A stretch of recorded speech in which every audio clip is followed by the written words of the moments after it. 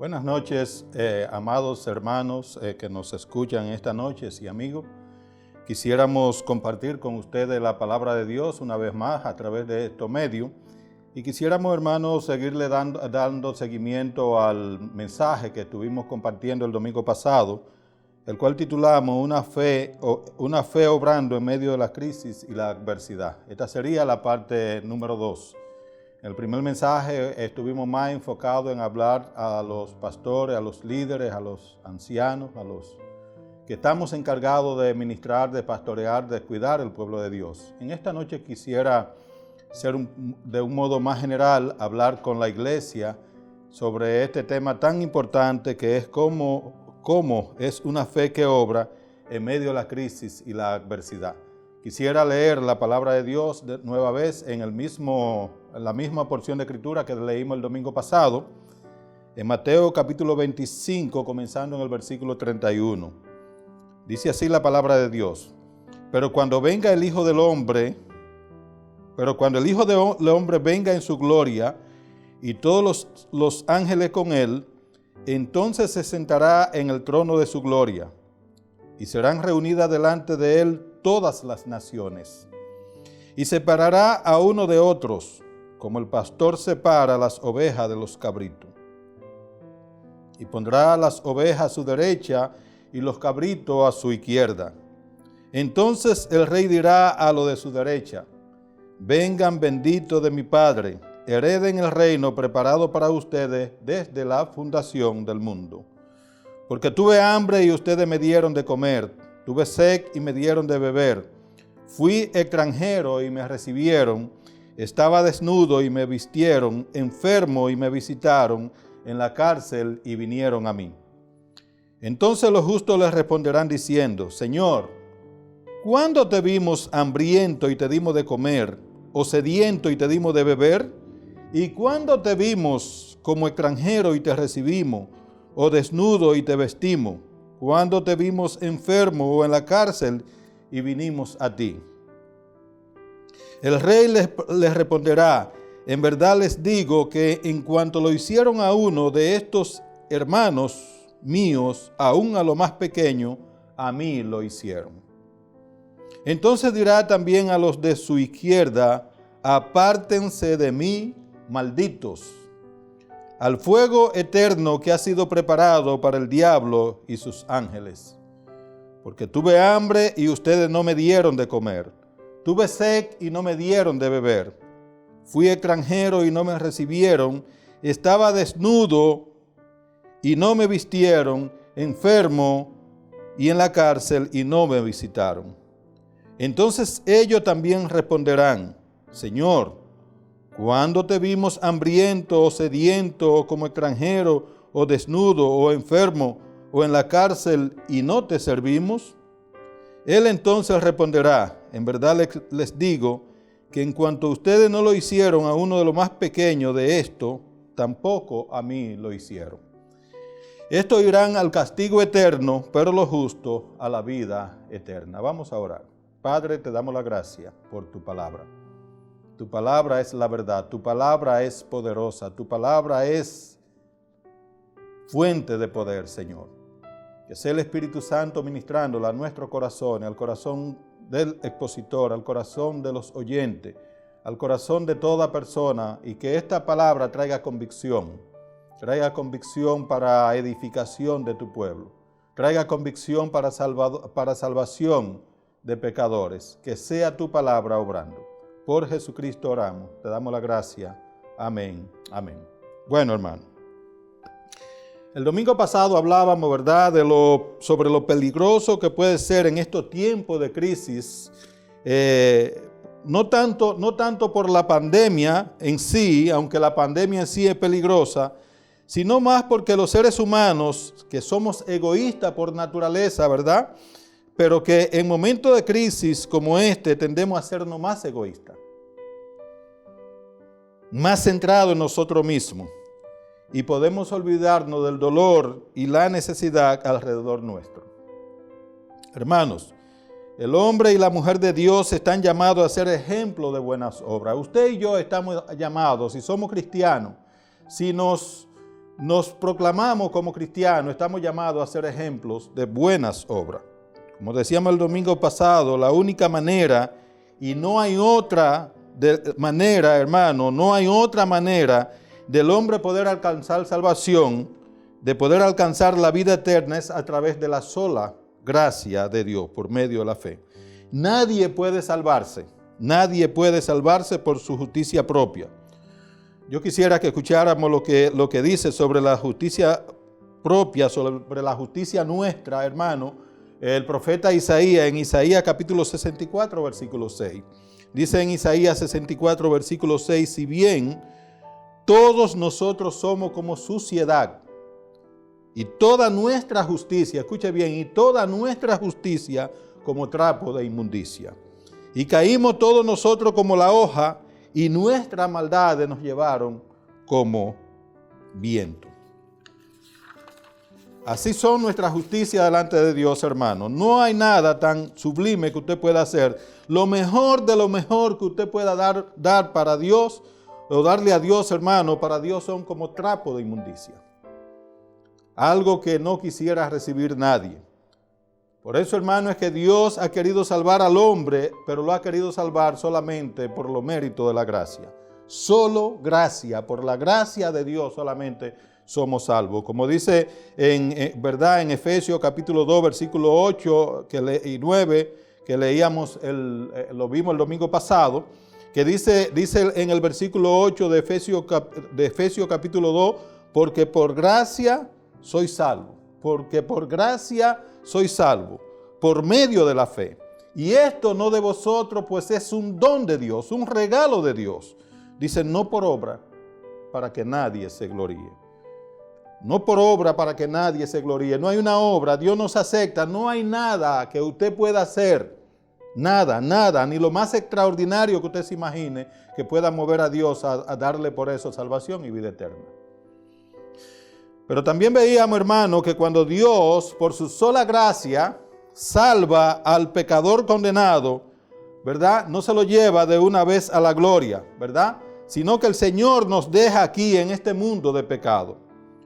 Puede ser que después que usted conozca a Jesucristo como su Señor y Salvador personal, viva un año, viva 10 años, viva 20 años, viva 50 años, no importa el tiempo que sea, hermano. Si usted está aquí en esta tierra después que ha sido salvado por el Señor, es porque Dios tiene propósito para su vida aquí en esta tierra. Vimos, hermano, que ser salvo por gracia, que somos salvos por gracia, pero no hemos sido salvados y dejados aquí en este mundo para tener una vida improductiva, una vida ociosa, sino para tener una vida útil para nuestro Señor y Salvador Jesucristo. Por esto es que veíamos, ¿verdad, hermanos? Que cuando seguimos leyendo en Efesios, leímos Efesios 2 y Efesios capítulo 2, versículos 8 y 9, pero también vemos que el 10 dice, porque somos hechura suya, somos hechura de Dios, creados en Cristo Jesús.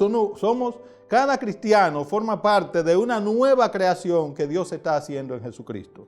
Pero esa nueva creación que Dios está haciendo en Jesucristo, dice la palabra de Dios, que ha sido creada para buenas obras, que Dios ha preparado de antemano para que anduviésemos en ella. Esa buenas obras no es en el cielo, hermano. Es aquí en esta tierra que Dios espera que la hagamos. Dios nos ha salvado y nos ha dejado un tiempo en este mundo de pecado, hermano, para que usted y yo gastemos los recursos, gastemos el tiempo, gastemos la vida que nos queda ocupado en hacer buenas obras. Buenas obras, no las que usted y yo queramos hacer, sino buenas obras que Dios ha preparado de antemano para que usted y yo nos involucremos en ellas. Entonces, hermano, una de las cosas que debemos estar claro es, un cristiano que verdaderamente entiende que ha sido salvado por la pura gracia de Dios, hermano, buscará involucrar su vida en hacer buenas obras. Amén. Ahora, hermanos, aquí es donde Jesús, ¿verdad? En el día del juicio determinará quién verdaderamente es de Él y quién no. Por esto, hermano, es que en Mateo capítulo 25, vayamos allí a Mateo capítulo 25, del versículo 31 al 46, hermano, nosotros allí podemos ver el desenlace final de la humanidad. Comienza diciéndonos el versículo 31, ¿verdad? Que en el día del juicio, en aquel día que Jesús venga en su gloria, vendrá acompañado de todos sus ángeles. Dice, y sigue diciendo que Jesús se va a sentar en su trono de gloria. Ahora, ¿para qué nos dice que Jesús se va a sentar en su trono de gloria? A juzgar a la humanidad. Ahí Jesucristo no viene como el cordero para ser inmolado, viene como el juez justo del universo para juzgar a la humanidad. Y dice que serán reunidas delante de él todas las naciones, todas la gente de la tierra. No las personas que quieran estar allí, sino todos tendrán que estar allí, porque no va a ser si usted quiere o no quiere. Y cuando estén delante de Jesús, Jesús mismo dice que va a separar en dos grupos a todas aquellas personas.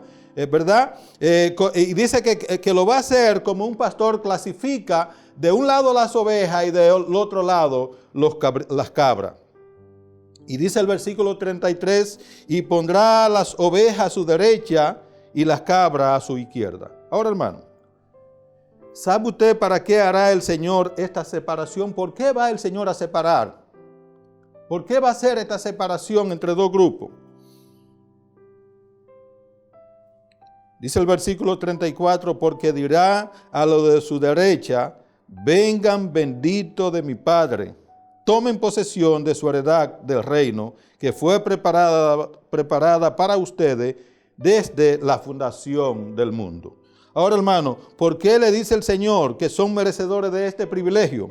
Dice en el versículo 35 y 36, le dice el Señor Jesucristo, porque cuando Jesús estuvo con hambre, le dieron de comer. Cuando estuvo con sed, le dieron de beber. Cuando era forastero en medio de ellos, le recibieron. Cuando estuvo sin ropa, lo vistieron. Cuando estuvo enfermo y en la cárcel, ellos vinieron a él. Ahora, hermano, vemos que aquellos a los cuales Jesús le llama, escuche bien los nombres con el que Jesús le llama, primero le llama ovejas, luego le llama bendito de mi Padre. Nosotros vemos que ahora, ¿verdad? Le llama en los versículos 38 y 39 le llama justo. Dice, entonces los justos le responderán diciendo, ¿cuándo fue que hicimos todas estas cosas por ti? Y dice, hermano, en el versículo 40 que Jesús le responderá. Dice, el rey les responderá, en verdad les digo que en cuanto lo hicieron a uno de estos hermanos míos, aún a lo más pequeño, a mí lo hicieron. Aquí vemos, hermanos, hermanos, y es importante tomar en consideración, escúcheme bien, esto es importante que podamos considerar esto, o escuche bien, de la única forma que le servimos a Jesús es cuando servimos a los demás hermanos en la fe. No hay otra forma. Usted no puede decir que le sirve a Jesucristo, hermano, si no le sirve a un hermano. Es de la única forma que usted puede servirle a Jesús cuando le servimos a través de los demás creyentes en la iglesia, a través de los demás hermanos, a través de ese humilde hermanito que está ahí sentado junto con usted. Hermano, no podemos decir, escuche bien, no podemos decir que le servimos a Jesús si no lo hacemos a través de los hermanos de la iglesia. Cuando usted sirve a un creyente, hermano, y téngalo presente, cuando usted sirve a un cristiano, cualquiera que sea, le está sirviendo a Jesús. Cuando usted ama, escuche bien, cuando usted ama a un cristiano, está amando a Jesús. Dice Primera de Juan, capítulo 4, versículo 20, escuche cómo dice allí. Dice, si alguno dice, yo amo a Dios y aborrece a su hermano, es mentiroso. Si alguno dice, sí, yo amo a Dios, pero en su corazón aborrece a un hermano, esa persona es una mentirosa. Dice, pues el que no ama a su hermano, a quien ha visto, ¿cómo puede amar a Dios a quien no ha visto? Y dice el versículo 21, dice así, y nosotros tenemos este mandamiento de Él. ¿De quién? De Jesucristo. Y nosotros tenemos este mandamiento de Él. El que ame a Dios, ame también a su hermano. Déjeme decirle, mi hermano, déjeme decirle, mi amigo, el amor y el servicio a Jesús lo mostramos a través del amor y el servicio a los demás creyentes, a los demás hermanos. No hay otra manera, no hay otra manera. Y cuando decimos amar y servir a Jesús, pero no a nuestros hermanos, el mismo Señor Jesucristo nos llama mentiroso. Usted es un mentiroso.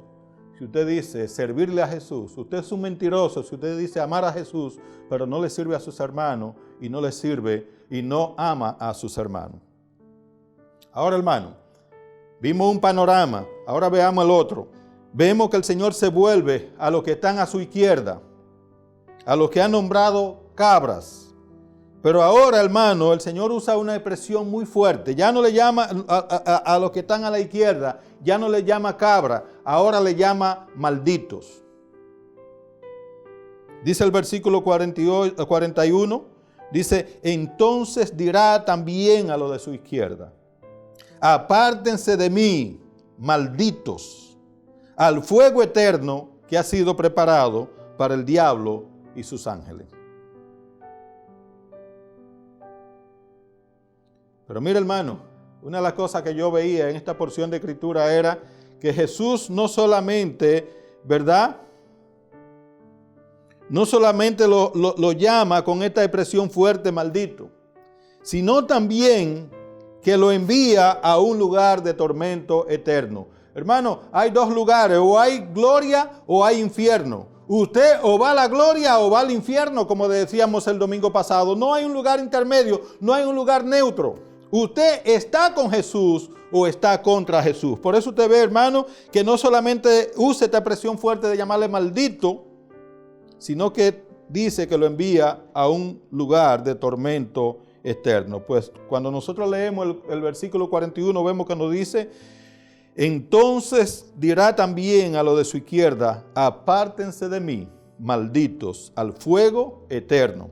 Este fuego eterno, hermano y amigo, es el mismo lugar donde estará el diablo y sus demonios. O sea, que una persona apartado de Jesús estará compartiendo el mismo lugar donde está el diablo y sus demonios por toda la eternidad. Dice al final del versículo, o el versículo entero, entonces dirá también a los de su izquierda, apártense de mí, malditos, al fuego eterno. Dice que ha sido preparado para el diablo y sus ángeles. Ahora, hermano, ¿por qué dice la porción de escritura que les manda a apartarse de él, le dice maldito y lo manda a la condenación eterna? ¿Por qué? Dice el versículo 42, porque tuve hambre y ustedes no me dieron de comer. Tuve sed y no me dieron de beber. Fui extranjero y no me recibieron. Estaba desnudo y no me vistieron. Enfermo y en la cárcel y no me visitaron. Pero es interesante, hermano, que el mismo cuestionamiento que le hacen los justos ahora en una forma negativa, se la hacen también esto. En el versículo 44 dice, entonces ellos también responderán, Señor, ¿cuándo te vimos hambriento o sediento o como extranjero o desnudo o enfermo o en la cárcel y no te servimos? ¿Cuándo fue eso? ¿Cuándo fue? ¿Cuándo fue el día que el Señor lo confronte a usted? Usted le va a preguntar a Jesús, ¿cuándo fue? ¿Cuándo te me presentaste? ¿Cuándo te vi desnudo? ¿Cuándo te vi con sed? ¿Cuándo te vi hambriento? ¿Cuándo te vi de forastero? ¿Cuándo te vi enfermo y no te visité? ¿No te atendí? Escuche la respuesta del Señor. Escuche la respuesta del Señor. Dice el Señor, en cuanto no lo hicieron a aquellos cristianos que estuvieron delante de ustedes con estas necesidades, a mí no lo hicieron. Y vemos, hermano, que el Señor sella el destino final de esta persona. El Señor sella el destino final en el versículo 46. Y dice, estos irán al castigo eterno. Pero qué hermoso, hermano, que dice, pero los justos a la vida eterna. Déjeme decirle una cosa. Hay quienes tratan de negar la realidad del infierno y esta es una porción de escritura que habla muy claramente de él. Pero déjeme decirle, usted o estará muerto eternamente o estará vivo eternamente. Usted disfrutará de vida eterna permanentemente porque es eterna, o usted va a disfrutar de una muerte eterna porque también es eterna. Usted estará allí separado de Dios eternamente y para siempre.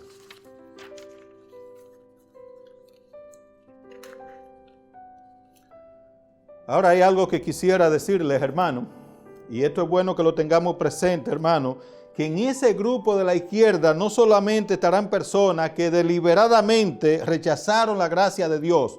Déjeme decirle, hay personas que saben que no van para la gloria, que abiertamente rechazan la gracia. No me hable de Jesús, no me hable del Evangelio, no me hable de la palabra de Dios. Yo no quiero oír nada de Dios. Abiertamente, deliberadamente rechazan la gracia de Dios. Pero no solamente en este grupo de la izquierda van a estar ese grupo, sino que también estarán personas que se creían que eran creyentes o que se proclamaban creyentes, pero que nunca fueron creyentes. Habrán pastores allí, habrán ancianos, habrán diáconos, habrán miembros de la congregación a los cuales el Señor lo va a titular como cabra. ¿Por qué? Porque vivieron su vida ajena a la voluntad de Jesús. Eran hipócritas, mentirosos, engañadores, que nunca vivieron para el reino. Hermano, por esto es que el Señor Jesucristo mismo en su palabra nos manda a que nos examinemos si realmente estamos en la fe. Yo creo, hermano, que cada cristiano debe hacer una evaluación.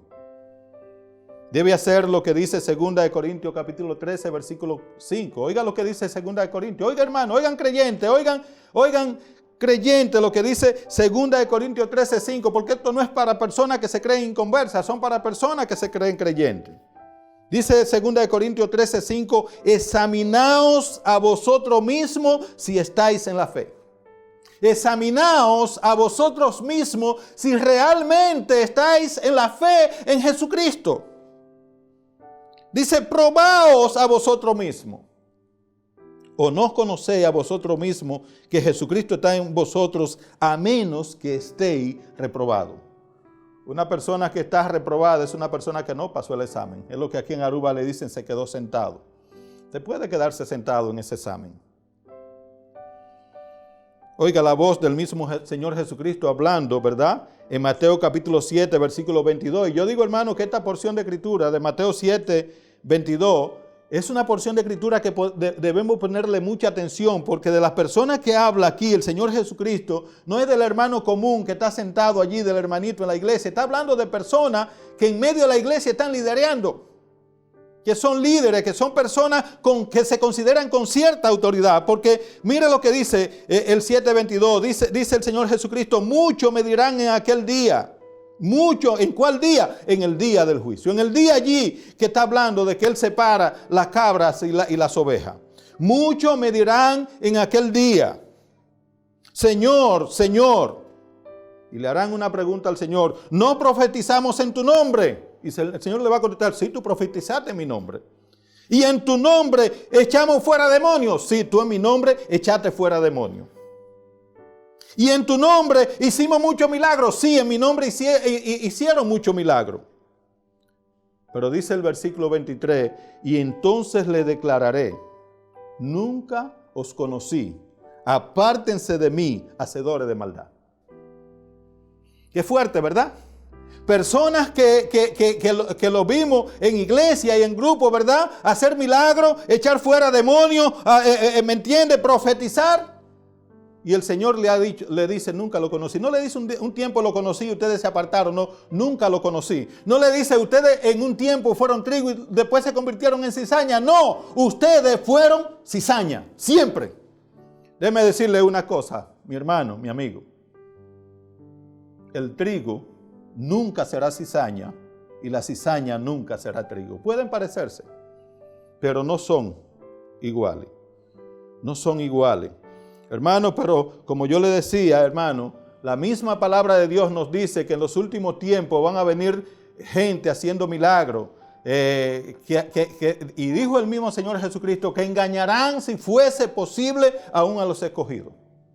No se lleve ni crea que porque una persona venga mostrando milagros, haciendo que descienda fuego del cielo, hablando cosas extrañas, que ya por eso es un cristiano. Véalo a través de las obras. Por su fruto lo conoceréis. Ahora hermano, le preguntarían a esta persona, ¿pero por qué, Señor? Porque no es lo que tú digas. No es lo que tú digas. Es como tú vivas la vida cristiana. Y la vida cristiana es práctica. No es teoría, no es teórica, no es algo de la mente, es algo del corazón. Dice en Gálatas capítulo 6, versículo 7, oiga cómo dice. Dice, no os engañéis, Dios no puede ser burlado, pues todo lo que el hombre sembrare, eso también segará. Dice, porque el que siembra para su carne, de la carne segará corrupción, mas el que siembra para el Espíritu, del Espíritu segará vida eterna. Y dice el versículo 9, no nos cansemos, pues, de hacer bien, porque a su tiempo segaremos si no desmayamos. Déjeme decirle a mi hermano, mi amigo, estos son tiempos de crisis. Y en estos tiempos de crisis, en estos tiempos de necesidad que se avecinan, estamos llamados a ver a esa persona que vamos a tener delante. Hermano, porque déjeme decirle, Jesús va a poner delante de usted y delante de mí personas hambrientas, sedientas, desnudas, desprotegidas, enfermas. Y déjeme decirle, esas personas representan a Jesús. ¿Qué va a hacer? ¿Qué vamos a hacer? ¿Qué va a hacer usted, mi hermano? Déjeme decirle que usted tendrá dos alternativas. Dos alternativas tendrá. ¿Cuál es la primera? La primera es escudarse en su egoísmo y mostrar una fe muerta, como dice Santiago. Dice Santiago capítulo 2, versículo 14, hermano mío, ¿de qué aprovechará si alguno dice que tiene fe y no tiene obras? ¿Podrá la fe salvarle? Y si un hermano o una hermana están desnudos y tienen necesidad del mantenimiento de cada día, y alguno de vosotros le dice, vete en paz, caliéntate y sáciate, pero no le dan las cosas que son necesarias para el cuerpo, ¿de qué aprovecha? Dice, así también la fe, si no tiene obra, es muerta en sí misma.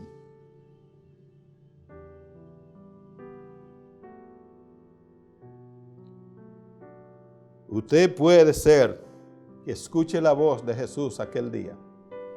Y la voz de Jesús no va a ser agradable. Como dice Mateo 25, 41, usted puede escuchar que Jesús le diga, apártense de mí, malditos, al fuego eterno preparado para el diablo y sus ángeles. Ahora, ¿cuál es la segunda alternativa? ¿Cuál es la segunda alternativa? Bueno, hermano, déjeme decirle, la segunda alternativa fue la misma que tomaron los creyentes de la iglesia en la iglesia neotestamentaria, ¿verdad? En la iglesia de los primeros siglos, fue la misma actitud que tomaron los creyentes de la iglesia de Macedonia. Déjeme contarle un poco de historia. Cuando los judíos en Jerusalén comenzaron, ¿verdad?, a abrazar la fe cristiana, muchos de ellos, por su fe en Jesucristo, fueron echados de sus hogares, fueron echados de su familia, perdieron su trabajo, ¿verdad? Fueron desheredados por manifestar su fe en Jesucristo. Muchos quedaron sin trabajo. Y se levantó una gran necesidad, una gran hambruna en la iglesia de Jerusalén. Y los hermanos de las iglesias gentiles, de las iglesias que ya existían en Macedonia y en Acaya, respondieron como debían responder ante estos hermanos. Hermanos que vieron que estaban hambrientos, que estaban sedientos, que estaban desnudos, que estaban enfermos, que estaban como forasteros, que estaban encarcelados. Y ellos vieron en estos hermanos en necesidad al mismo Señor y Salvador Jesucristo. ¿Y qué hicieron, hermano? Miren lo que hicieron. Tenga un cuadro de lo que hicieron. Vamos a ver, hermano. Y es importante que veamos la condición de estos hermanos. Veamos, hermano, a los hermanos de Macedonia. 2 Corintios capítulo 8. Sígame allí en el versículo 1. El apóstol Pablo hablando a los hermanos de Corintio, que eran hermanos de Acaya, que también iban a participar en esta gracia de recoger esta ofrenda para la necesidad de estos hermanos en Jerusalén. Pablo hablando con ellos les cuenta de cómo la generosidad que tuvieron estos hermanos de Macedonia.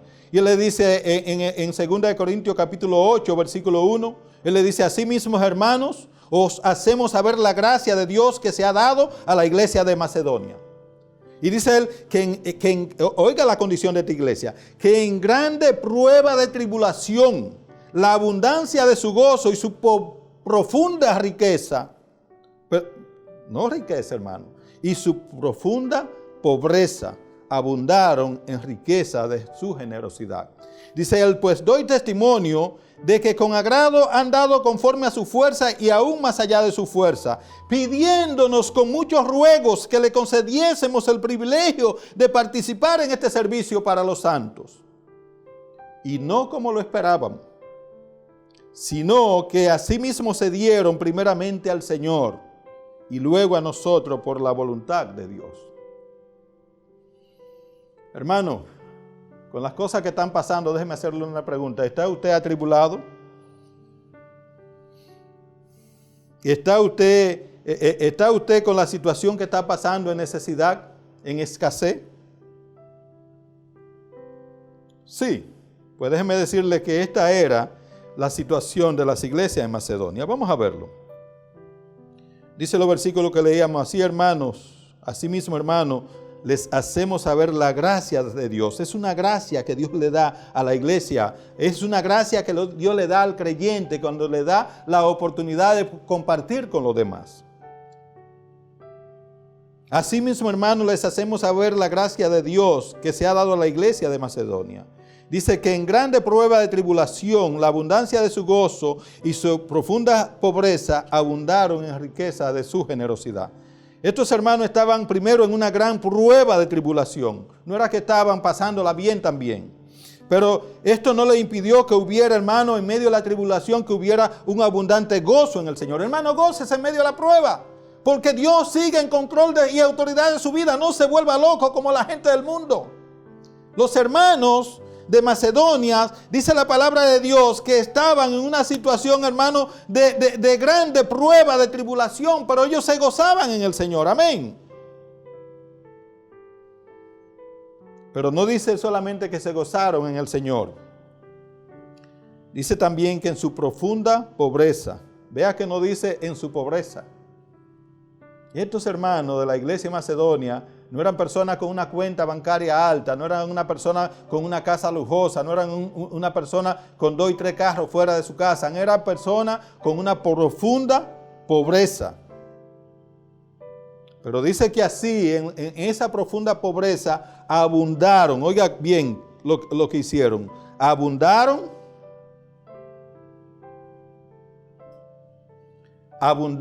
en riquezas de su generosidad. O sea, que fueron abundantemente generosos. Tuvieron una abundante generosidad en dar. ¿Sabe usted, hermano? Déjeme decirle que esto da un principio. Y esto quiere decir que si usted realmente es un hijo de Dios, por pobre que sea, usted siempre tendrá para dar. Y no para dar con mezquindad, sino para dar abundantemente. Pero ¿qué sigue diciendo el apóstol Pablo aquí, hermano? Dice el apóstol Pablo, pues doy testimonio, hermano. Es como si Pablo dijera, yo lo vi con mis propios ojos, que estos hermanos pobres han dado con agrado, no a regañadientes. Uno podría decir, ahí está el apóstol Pablo pidiéndonos que demos, ¿verdad? Ahí está el hermano Pedro, el pastor, pidiéndonos que demos. Muchos hermanos murmuramos y criticamos. Yo creo que debía de ser la posición de los hermanos de Macedonia. Ahí está el apóstol Pablo pidiéndonos que demos. ¿Qué se cree él? Que lo poco que tenemos es para darlo. No, hermano. Dice el apóstol Pablo, han dado con agrado, conforme a su fuerza y aún más allá de su fuerza. ¿Y cómo más allá de su fuerza? ¿Cómo fue? Mira el versículo 4. Pidiéndonos con muchos ruegos. Pidiéndonos con muchos ruegos, hermano.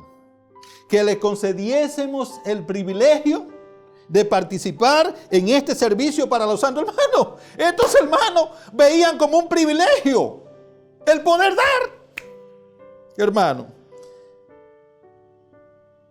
Hermanos, ruegue por el privilegio, por tener el privilegio de participar en este servicio para los santos, como lo hicieron estos hermanos de Macedonia. Porque déjeme decirle una cosa, hermano. Escuche bien esto. Escuche bien esto, hermano. El bendecido no es el que recibe. Nosotros podemos tener una óptica, ay hermano, gracias por la bendición que me está dando. Déjeme decirle, el bendecido no es el que recibe, el bendecido es el que da.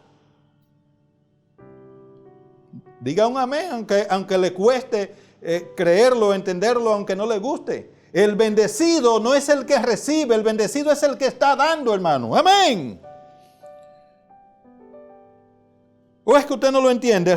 Vamos a ver la palabra del mismo Señor Jesucristo. Vamos a ver lo que dice en Hechos capítulo 20, versículo 35. Mire cómo habla el Señor Jesucristo. Dice Hechos 20, 35, en todo os he enseñado que trabajando así se debe ayudar ¿a quién? A los necesitados. Dice, y recordar las palabras del Señor Jesús que dijo. ¿Qué fue lo que dijo el Señor Jesucristo? Más bienaventurado es dar que recibir. En otra palabra, hermano, que es más bienaventurado el que da que el que recibe. Hermano, yo quiero que recuerde siempre esto. El bendecido no es el que recibe. Aunque claro está siendo bendecido. Pero el bendecido realmente es el que da. Ahora mire cómo fue que se dieron estos hermanos en Macedonia. Porque así es que usted y yo debemos darnos. Así es que usted y yo debemos dar. Dice el versículo 5. ¿Y cómo se dieron? Dice el apóstol Pablo, y no como lo esperábamos. Y no como lo esperábamos. Sino que así mismo se dieron primeramente al Señor. Hermano, tenga la mentalidad de que cuando usted está dando algo, se está dando primeramente al Señor. Dice el apóstol Pablo, y luego a nosotros por la voluntad de Dios. Es lo que dice Pablo. Y se dieron no como lo esperábamos, sino que así mismo se dieron al Señor. Esa debe ser la mentalidad cuando damos, que estamos dando es al Señor. No a los hombres, hermano. Cuando nosotros demos de esta manera, hermano, no vamos a querer que se toque trompeta delante de nosotros por lo que dieron, proclamando que dimos, hermano. La derecha no va a querer saber lo que hizo la izquierda. ¿Por qué? Porque a quien se lo hemos dado es al Señor y para el Señor no debemos tocar trompeta. A veces, hermano, más que una bendición es una maldición lo que mucha gente dan, porque lo dan para que vean que dieron. Y el cristiano no debe dar para que vean que dio. El cristiano debe dar para dar gloria a Dios con lo que está haciendo. Amén. Debe ser, hermano, para agradar a Dios. Debe ser para la gloria de Dios que damos, no para la gloria nuestra. Muchos damos para gloriarnos. Muchos queremos salir en el periódico, queremos salir en la radio, queremos que anuncien que dimos. Hermano, no. Esa no es la forma de dar. Esa es la forma de dar del mundo, no del pueblo de Dios. Cuando usted da, hermano, dé para que solamente el Señor sepa que usted es Dios. Amén. Y cuando lo hacemos así, hermano, cuando nosotros lo hacemos así, va a pasar lo que nos dice 2 Corintios capítulo 9, versículo 10. Escuche bien cuando nosotros damos, hermano. Dice 2 Corintios capítulo 9, versículo 10, dice, escuche cómo dice, y el que da semilla al que siembra, el que le da semilla al que siembra y pan al que come, ¿quién es que da semilla al que siembra y pan al que come? Dios.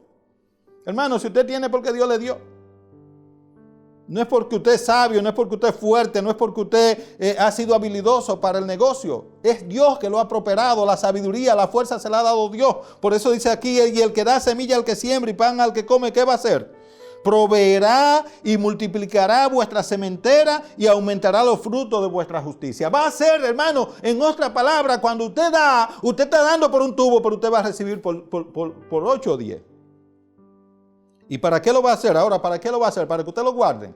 Para que usted almacene como aquel hombre de la parábola que almacenó todos sus bienes y diré a mi alma mía, gózate, come, bebe, disfruta, que tiene muchos bienes para muchos días. Y el Señor le dijo, necio, esta noche vienen a pedirte tu alma. Y lo que ha provisto, ¿para quién será? Dice el versículo 11, para que estéis enriquecidos. Ahora, enriquecido es que en todo, para toda liberalidad, para que esté enriquecido, para que siga dando con más libertad, con más liberalidad, no para que lo guarde. Dice, la cual produce esa liberalidad, la cual produce por medio de nosotros acción de gracias a Dios. Cuando nosotros, hermanos, damos al que está necesitado, hermano, hay lo que podemos llamar, hermano, acción de gracias a Dios. La gente que recibe glorifica a Dios. Amén. ¿Qué es lo que quieren, hermano, decir estos versos? Que aunque cuando demos, no tiene que ser, hermano, con la mentalidad de que Dios me lo multiplique, pero sí Dios lo va a multiplicar cuando lo hacemos con un corazón desprendido. Mire lo que dice 2 Corintios 9:6. Dice, pero esto digo, el que siembra escasamente también segará escasamente, y el que siembra generosamente, generosamente también segará. Y dice el 7, cada uno dé como propuso en su corazón, no con tristeza ni por necesidad, porque Dios ama al dador alegre. Y dice el versículo 8, y poderoso es Dios para hacer que abunde en vosotros toda gracia, a fin de que teniendo siempre en todas las cosas todo lo suficientes, abundéis para toda buena obra. Déjeme decirle, mi hermano, mi amigo, las buenas obras no te salvan, pero el que es salvo va a mostrar su salvación por las buenas obras. Por las buenas obras que hacen. Mire lo que dice Mateo 7:15, hermano. Dice, guardaos de los falsos profetas que vienen a vosotros con vestido de oveja, pero por dentro son lobos rapaces. Cuidaos, guardaos, cuidaos de los falsos profetas que vienen a vosotros con vestido de oveja, pero por dentro no son más que lobos rapaces. Y dice el 16, por su fruto lo conoceréis. ¿Acaso se recogen uvas de los espinos o higos de los abrojos? No. Así todo buen árbol da buenos frutos, pero el árbol malo da buenos frutos. No puede el buen árbol dar malos frutos, ni el árbol malo dar buenos frutos. Todo árbol que no da buen fruto es cortado y echado al fuego. Oiga lo que pasa con el árbol que no da buen fruto. Todo árbol que no da buen fruto es cortado y echado en el fuego. Y dice el 20, así que por su fruto los conoceréis. Un verdadero creyente se va a dar a conocer por los frutos que produce. Dios ha preparado este tiempo de necesidad que se avecina. Y déjeme decirle una cosa, mi hermano. El tiempo que se va a avecina es fuerte. Vamos a tener mucha necesidad en medio nuestro. Muchas personas que se van a acercar a nosotros, que van a necesitar que le extendamos la mano. ¿Qué vamos a hacer? Dios ha preparado estos tiempos de necesidad que se avecina. ¿Sabe usted para qué? Para que usted y yo podamos mostrar nuestros corazones generosos, compartiendo lo poco que tengamos con aquellos que no tienen nada. Que tú puedes estar, hermano, mi amigo, entre los que escuchen la voz de Jesús que te diga, vengan benditos de mi Padre, hereden el reino preparado para ustedes desde la fundación del mundo. Que Dios nos bendiga, que Dios nos ayude a que podamos ser, hermano, personas usadas por Dios, personas que Dios use para traer gloria y honra a su nombre. Vamos a orar. Padre, te damos gracias por tu palabra. Pedimos, Señor, que ella sea lámpara a nuestros pies, que pueda ser lumbrera a nuestro camino y que en tu corazón guardemos tu dicho. Podamos, Señor, responder en la forma correcta cuando nos encontremos en esa encrucijada en que tú nos vas a poner. Y que podamos mostrar el amor y el servicio a ti a través del amor y el servicio a los demás. Podamos glorificarte, podamos honrarte, que podamos adorarte. Por Cristo Jesús, tu amado Hijo, oramos. Te damos la gracia. Amén. Amén. Que Dios nos bendiga.